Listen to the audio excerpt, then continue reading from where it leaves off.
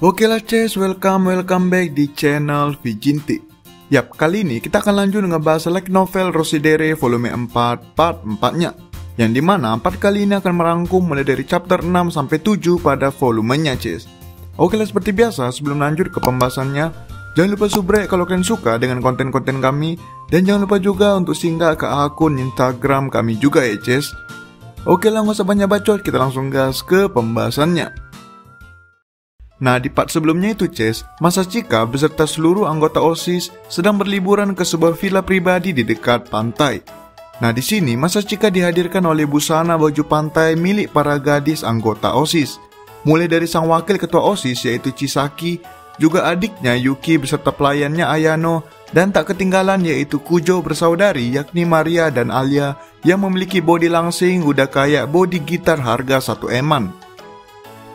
Nah, waktu itu Masachika juga sempat menyelamatkan Maria yang sedang terseret arus, yang dimana Maria sendiri tidak bisa berenang. Nah, di sini sewaktu Maria melihat bekas luka yang ada di bahu Masachika, entah kenapa Maria tiba-tiba terdiam tunduk seakan merasa bersalah akan sesuatu. Padahal luka memar di tubuh Masachika tersebut ia dapatkan sewaktu kecil saat berada di Rusia, yang dimana waktu itu Masachika sedang melindungi teman masa kecil yang ia jumpai di Rusia. Apa mungkin teman masa kecil tersebut ada hubungannya dengan Maria? Ya, seperti yang kalian tahu Ces, si Maria ini ngakunya kalau ia memiliki pacar di Rusia sana yang sampai sekarang belum diketahui siapa nama dan wajahnya. Masih terlalu sedikit sih clue kita Ces. Oke lah, kita hold dulu teori itu, oke? Kita lanjutkan dulu ngebahas chapter 6-nya sekarang. Nah, setelah Masachika membawa Maria kembali ke tepi pantai, Masachika segera memutuskan untuk mencari Alia yang dari tadi tidak kelihatan. Masachika pun pergi ke arah bebatuan di mana Alia sedang memancing. Masachika berjalan sedikit berhati-hati karena bebatuan atau jalur di sana cukup licin dan berbahaya. Nah, setelah berhasil melewati bebatuan tersebut, Masachika pun mendapati Alia yang sedang duduk sambil memandangi alat pancingnya yang tidak bergerak sedikit pun.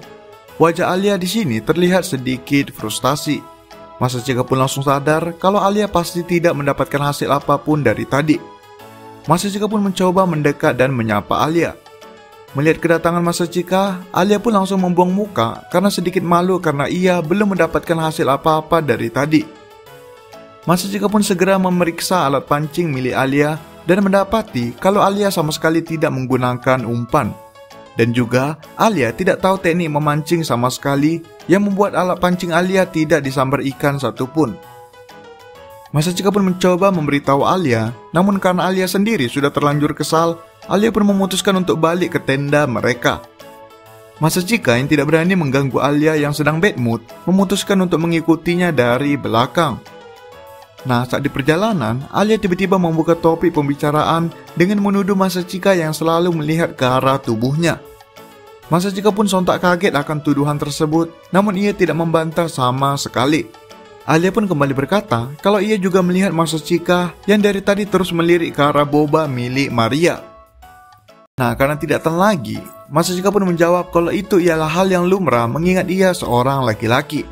Namun Alia membela diri lagi dengan berkata kalau sang ketua OSIS juga seorang laki-laki, namun tidak sebejat Masachika.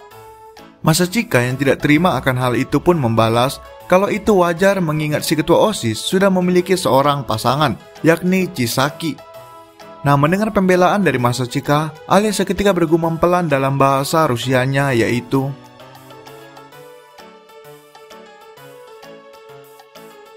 Nah, setelah mendengar itu, Masachika sempat terdiam sebentar sambil berusaha keras menerjemahkan apa arti dari perkataan Alia barusan yang menyuruhnya untuk melihat dirinya.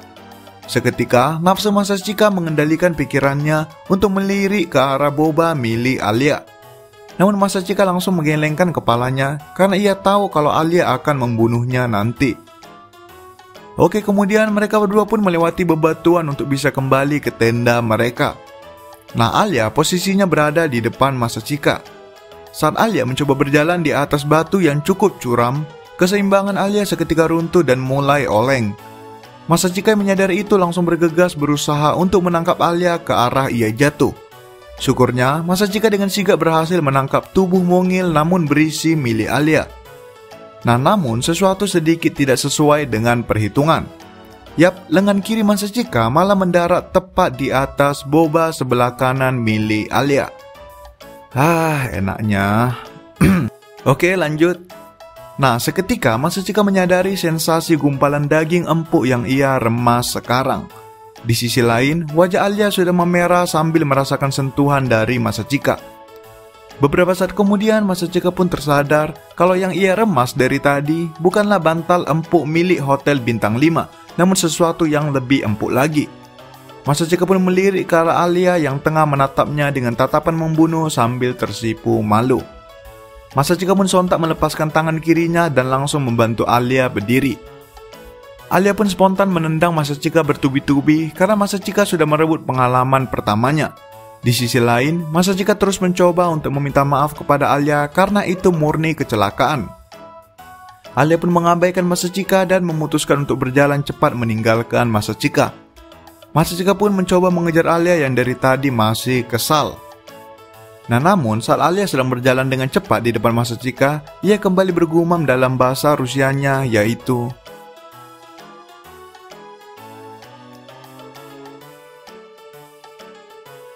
Mendengar itu, Masachika pun seketika merasa bersalah, namun di satu sisi ia heran mengapa Alia segampang itu memutuskan pernikahan dengan orang yang baru saja melecehkannya secara tidak sengaja. Namun Alia terus bergumam-gumam kecil dengan bahasa Rusianya sambil memalingkan wajahnya dari Masachika. Nah, mau tak mau, Masachika pun mencoba mengejar Alia, namun ia tidak berani berkata apapun. Alia yang melirik sekilas ke arah Masachika dengan wajah bersalahnya, seketika merasa sedikit kasihan dengan Masachika. Alia pun seketika berhenti dan berbalik badan menatap Masachika. Alia kemudian mengambil lengan kiri Masachika dan mencubitnya dengan keras. Masachika pun menjerit kecil kesakitan.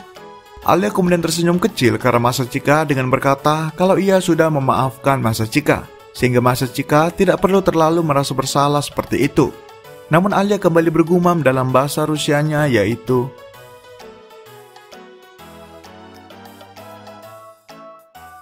Seketika Masachika pun mendesah pasrah akan tingkah tsundere Alia tersebut sambil masih membayangkan sensasi dari kejadian tadi. Oke, sekarang kita masuk ke chapter 7-nya. Nah, dilanjutkan setelah mereka semua selesai bermain air di pantai. Di sini tiba saatnya untuk membasuh tubuh di kamar mandi villa mereka. Masachika dan ketua OSIS sudah lebih awal siap karena tidak ingin membuat para gadis menunggu. Nah, sekarang tiba saatnya para gadis memasuki kamar mandi. Yuki yang ada di situ langsung mengamati gadis di sekitarnya yang memiliki tubuh super langsing. Yuki pun seketika langsung berkata dalam hatinya kalau ia ingin membagikan pemandangan menakjubkan tersebut kepada kakaknya Masachika. Yuki seketika menyeringai jahat seakan sudah merencanakan sesuatu. Nah, beberapa saat kemudian setelah para gadis selesai, tinggallah Alia seorang diri di kamar mandi. Yuki pun segera pamit keluar dan langsung pergi memanggil Masachika.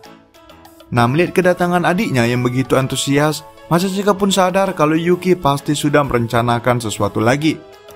Yuki langsung spontan berkata kalau ia baru saja melihat surga dunia.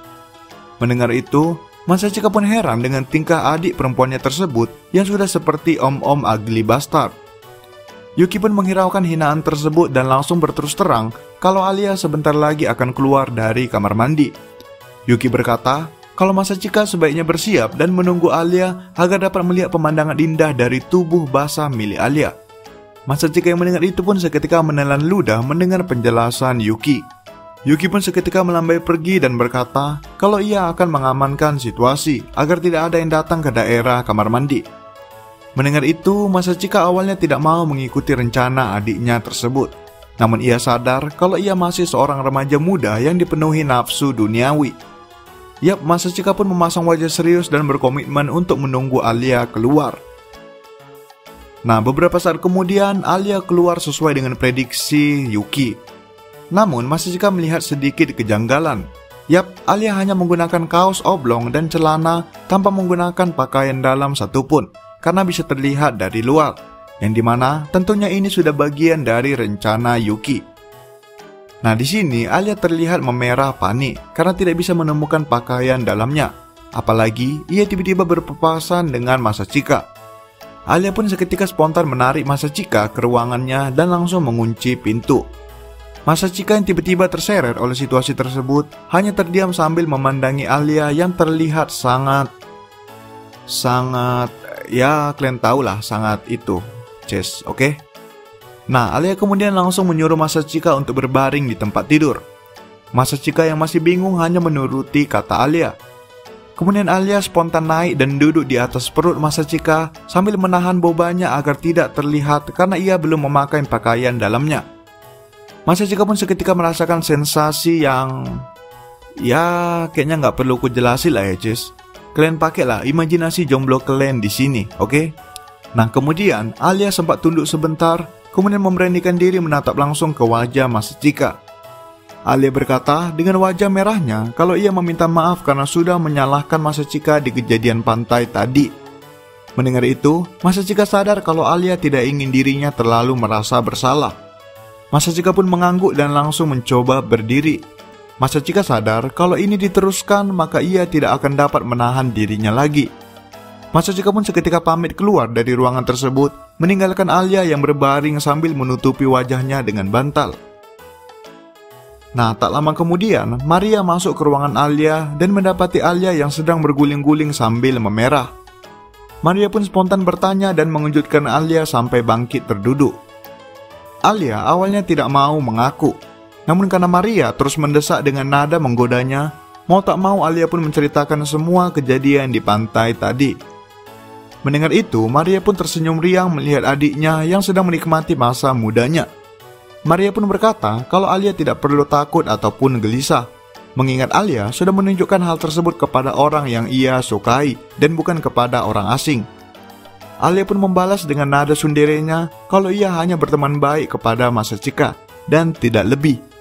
Maria pun seketika menyeringai manis dan mengelus kepala adiknya yang sundere akut tersebut. Oke lah Ces, sekian pembahasan part 4-nya. Jadi penasaran aku Ces, sempo apa ya punya si Alia? Mimin off dulu lah ya Ces, ada urusan bentar, hehe. Bella jangan lupa like, comment, and subscribe, and goodbye Ces.